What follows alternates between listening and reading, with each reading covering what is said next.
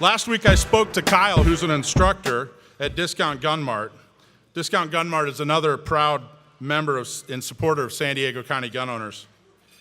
They've gone from 6 California CCWs last year. So they taught 6 people to get their CCW last year in the entire 2018 year. Now they're teaching 30 students a month.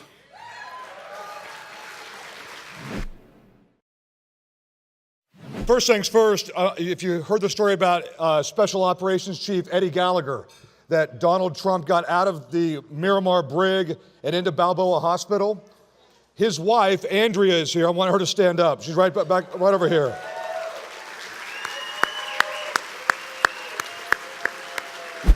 And we're having, so she's allowed to see him now. She can go to Balboa Hospital and spend time with him.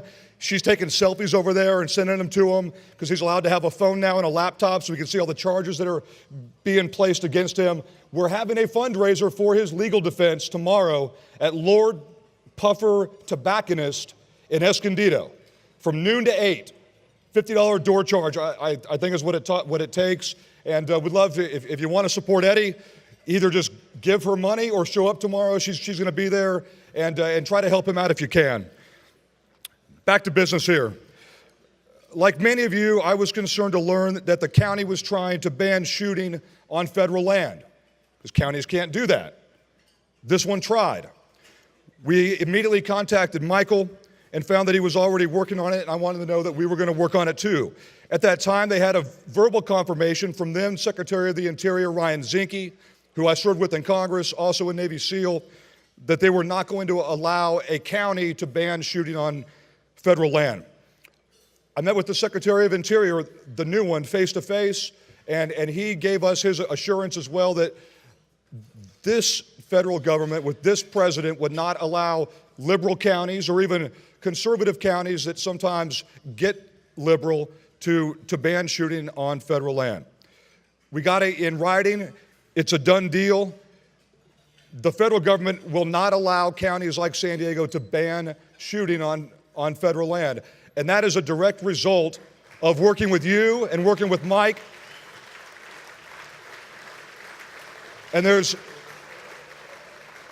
the guy that I'm introducing right now was a key part of that, an instrumental part of that, has been part of this organization from the very beginning, has known Mike from the very beginning, a retired Navy SEAL with over 20 years. He was a BUDS instructor with Ryan Zinke, who was a great guy, and it's my honor to introduce Daniel Yao. Daniel, come on up, man. It's really great to see a lot of lovers of liberty, the Constitution, and the Second Amendment out here. I feel like I'm among my people.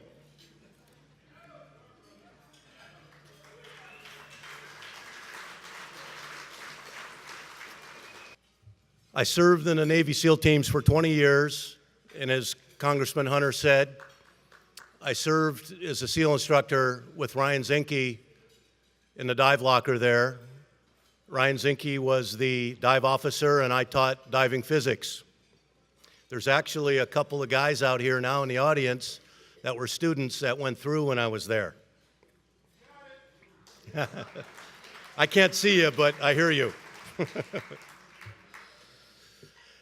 Around or about the first week of October, I received a call from Michael, which wasn't out of the ordinary because Michael and I often speak and have lunch and just talk about different things.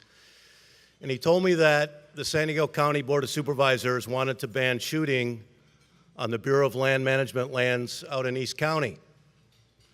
He then asked me, how well do I know Ryan Zinke? I said, well, I haven't talked to Ryan in about 25 years. Let's find out. I was able to get Ryan's cell phone number pretty quickly. I text messaged Ryan about the situation here. 10 minutes later, the Interior Secretary of the United States calls me on the phone. I explained to Interior Secretary Zinke what was going on. He said, Dan, I've got your back. He assigned Rick May to this specific San Diego situation in particular. I connected Rick May with Michael Schwartz, and the rest is history. In conclusion, it was a team effort, but we've all heard that quote, luck is where preparation meets opportunity. The preparation is right over here, you guys. I've known Michael before the San Diego Gun Owners was a thing, and we are lucky to have this guy as the apex leader for the Second Amendment in San Diego County. Thank you. Wow, I'm humbled and amazed. Thank you very much. It's what an honor, and it's truly an honor to be here with all of you, who I know most of you personally. And I really thank you all for your support, and thank you all for what you've done. I've got a great shop. I've got some great people who work with me, and most of all, I've got a great wife who's been married to me for 30 years and really has been a big part of this. And thank you all. And this is a great organization. I remember 4 years ago, this guy was at the Del Mar Fairground with one table, sweating his ass off, signing up people. So thank you all. Thank you, Michael, and what a great job. All right. So I just want to start with a little bit about what an impact that women have in the Second Amendment community. One woman in particular helped change the course of Second Amendment history recently. So before I tell you more, I just have one question for you. How many of you are now proud owners of legal standard capacity magazines? Yeah? Did you guys enjoy Freedom Week? It was a lot of fun. Spent a lot of money. So without this person being a plaintiff in the magazine capacity case, Freedom Week wouldn't have been possible. So let's give a round of applause to Virginia Duncan for being a plaintiff in Duncan v. Becerra. Is she here? Can't see. All right, well, thank you, Virginia. Now, that was just one little taste of how important it is for women to be involved in the Second Amendment. So let's talk about some other ways that we can get more women involved in the shooting sports.